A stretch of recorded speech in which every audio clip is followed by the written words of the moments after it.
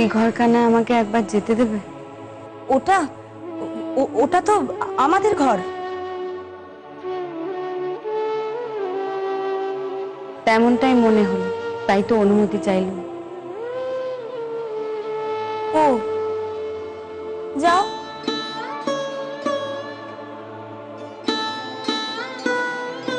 নবু, আমি জানি তোদের অবস্থা আমি বুঝতে পারি, কিন্তু মেয়েটাকে একটু সামলাবার সময় দিবি তো? তুই এত বুঝিস আর এইটুকু বুঝিস না যে অভিমানী মেয়েটা নিজের মায়ের মতন হয়েছে।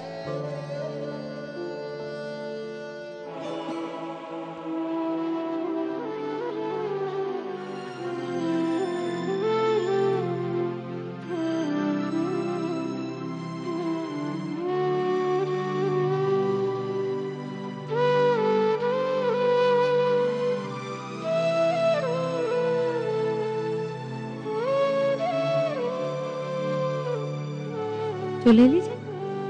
ঘুম আসছে না।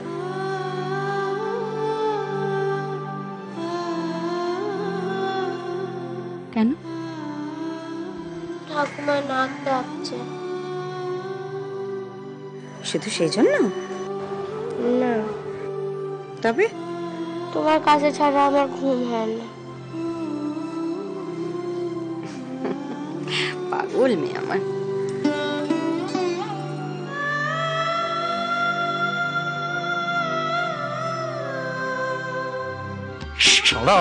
সিংহ রাশির মেয়ে মানুষ তার সঙ্গে সংসার করা, শেষ পর্যন্ত গোমর দেখিয়ে গেল। তেজ তেজ না তেজ। আমিও বেশ করেছি, বেশ করেছি, সব শেষ করে দিয়েছি।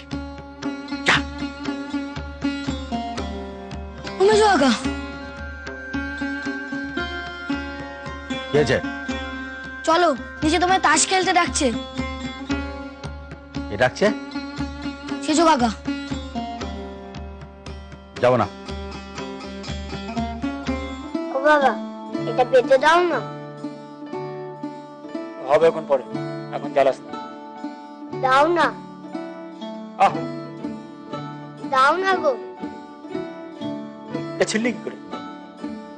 তো আখ কুটে হয়েছিস দেখি।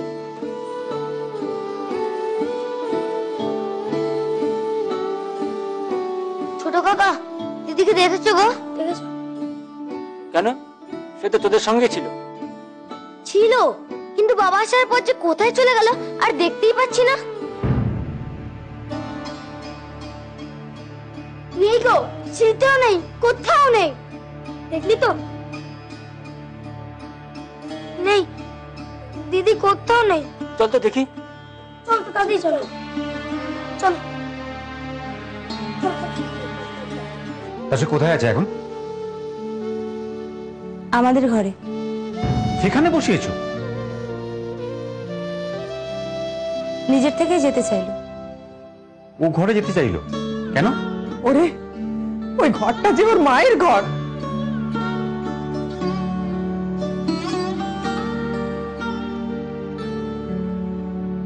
বাবা, যা করার তাড়াতাড়ি করো, ঝামেলা মেটাও। এরপর তো আবার গিয়ে তার শ্বশুর বাড়ির লোকেদের পায়ে ধরাধরি। ধরিস না পায়ে ধরাধরি। কে ধরতে বলেছে? রাখ না, বোনটাকে নিজের কাছে এনে রাখ।